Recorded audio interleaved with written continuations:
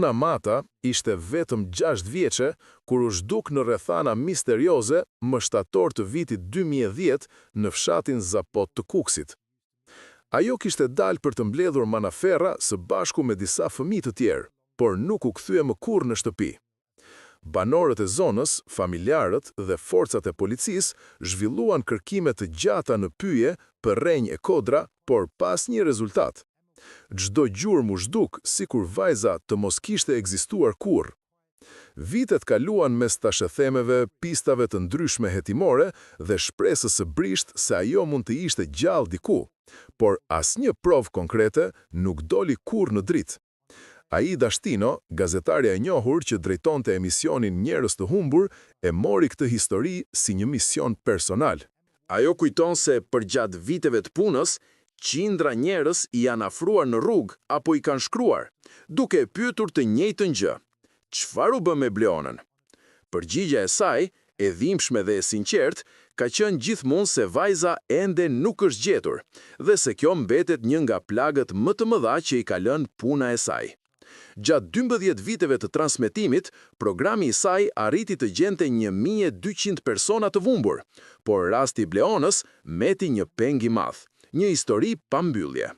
Shtino tregon se janë ndjekur të gjitha pistat e mundshme, nga rrëmbimi tek humja aksidentale, madje edhe te dyshimet për trafikim, por asnjëra nuk solli prova të pakundërshtueshme. Për të, Bleona nuk është thjesht një emër në një dosje, por simboli gjithë atyre rasteve të pazgjidhura që e bëjnë të kuptoj se jo çdo histori përfundon me një fund lumtur. Edhe sot vazhdojnë të më pyesin, por nuk kam asnjë lajm për të, ka thënë ajo me një ton të ngarkuar emocional. Gazetarja pranon se ndonse nuk mund t'i jap familjes së Bleonës përgjigjen që ata presin, ajo nuk e ka humbur shpresën se një ditë e vërteta do të zbardhet. Për të, respekti për dhimbjen e familjes dhe kujdesi për të mos ushqyer shpresat kota janë po aq të rëndësishme sa edhe vetë procesi i kërkimit. Çdo mesazh që merr, çdo sy që e pyet për vajzën, ja kujton se ky është një premtim moral që nuk shuhet. Në fund, Shtino thekson se rasti i Bleona Matës është një kujtesë e gjallë se disa mistere kërkojnë kohë, durim dhe një përkushtim që nuk zbehet kurrë. Ajo beson se pavarësisht viteve që kalojnë, çdo përpjekje për të zbardhur këtë histori është një hap drejt së vërtetës dhe drejtësisë që i takon një fëmije që u zhduk pa gjurmë. Bleona Mata ishte vetëm 6 vjeçe, kur në 22 maj 2010 u zhduk në zonën malore të fshatit Zapod në rrethin e Kukësit. Ajo ishte duke kullotur bagtin së bashku me 5 vajza të tjera të afërme të saj në atë ditë fatale. Asnjë prej tyre nuk ktheu Bleonën në shtëpi atë mbrëmje. Që prej asaj dite nuk dihet me shpejtësi se ç'ndodhi dhe çështja e saj është bërë një nga rastet më misterioze dhe më të mediatizuara të fëmijëve të zhdukur në Shqipëri. Pas zhdukjes së saj, familja, me kryetësi nënën Bukurie Mata, nisi kërkime në mënyrë të pavarur dhe me autoritete lokale. Por mungesa e gjurmëve të drejta në vendin e ngjarjes dhe rrethet e vështira malore kanë bërë që hetimet të hasin pengesa të konsiderueshme. Me kalimin e viteve, çështja u çmorsua në media dhe u kthye disa herë në vëmendje kombëtare dhe ndërkombëtare, por pa zgjidhje. Një nga momentet më domethënëse për ndërkombëtarizimin e rastit erdhi në vitin 2019, kur SRCA, Qendra për të Drejtat e Fëmijëve, njoftoi se do të bashkëpunonte me Policinë Britanike, Qendrën Britanike për Personat e Zhdukur dhe BBC për të kryer kërkime në Mbretërinë e Bashkuar për Bleonën, duke publikuar edhe një identikik që përfaqësonte si mund të dukej Bleona në moshë rreth 16 vjeçare. Mediat raportuan se publikimi i pamjes së përparuar moshore dhe nisja e kërkimeve jashtë territorit solli nadje shpresë për familjen. Por, edhe pse nisën hetime më të gjera, asnjë informacion konkret nuk u konfirmua nga autoritetet britanike për identitet apo vendndodhje të sigurt. Kjo mbeti një shpresë e hapur, por pa prova që të çonin në rikthim ose identifikim. Gjatë viteve, familja ka bërë pohime të ndryshme për pista të brendshme. Nën Bukurie, e ka shprehur publikisht dyshimin që 5 vajzat që ishin me Bleonën në momentin e zhdukjes din më shumë se sa kanë deklaruar. Në mediat është përmendur deklarata e saj se këto vajza mund të kenë dijeni për diçka që nuk është thënë ende publikisht. Në një intervistë që bëri për shtypje, Bukuria Mata u shpreh se një nga vajzat që shoqëronte Bleonën i kishte thënë se vajzën i ka shitur qamilja. Ky është një pretendim i deklaruar, jo i provuar.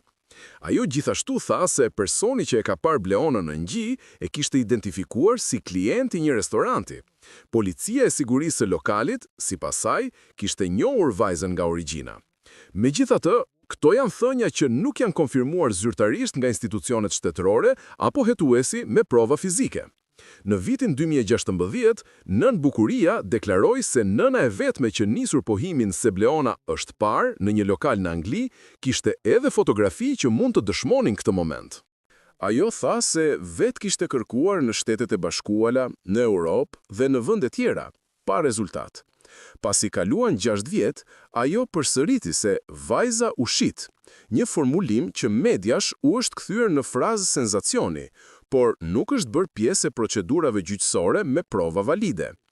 Në mediat shqiptare është raportuar gjithashtu për një person kroat, Sadat Toskić, që në Zagreb u arrestua për rrëmbim fëmijësh dhe emri i tij u lidh nga portale dhe emisione investigative me rastin e Bleonës. Por nuk ka deklarat zyrtare që të vërtetoj se ai ka qenë i lidhur konkretisht me këtë rast apo se ka pasur akses në zonën e Zapodit në kohë të përshtatshme. Kjo është një nga pistat që u aludua, por që nuk u konkretizua publikisht nga hetimet. Në ana tjetër, në emisione televizive është përmendur ndonjëherë edhe pretendimi që babai i Bleonës të ketë patur rol në zhdukjen e saj. Në një episod të emisionit Pa Gjurmë, është bërë reagim se babai e ka marrë biologjikisht. Një version që sjell në skenë idenë se ekziston një konflikt familjar, lidhje jashtëmartesore ose role të fsheta, por nuk është shoqëruar me prova materiale. Pra, është e rëndësishme të theksohet, pretendimet për shitje të vajzus, për blerje ose për përfshirje të babait nuk janë verifikuar me prova të pranuara nga gjykatat apo autoritetet hetimore deri më sot. Ato janë pjesë e fushës së thashethemeve, aludimeve mediatike ose pohimeve familjare që nuk kanë kaluar filtrin e rigorit ligjor. Me kalimin e viteve, emri i Bleonës është bërë një simbol për kërkimin e fëmijëve të zhdukur dhe për sensibilizim publik në Shqipëri. Por, ndonse çështja ka fituar vëmendje, nuk ka derdhje të provove që të sulmojnë në një version përfundimtar. Sot, sipas të dhënave publike që kam negociuar, Bleona nuk është gjetur. Hetimet nuk kanë rezultuar me dënime për këtë rast. Çka mbetet e nevojshme është që autoritetet të zbulojnë prova fizike për të vërtetuar ndonjë nga pistat që familja dhe media kanë ngritur, dhe t'i bëjnë publike, për t'i dhënë familjes një përgjigje që deri tani mungom.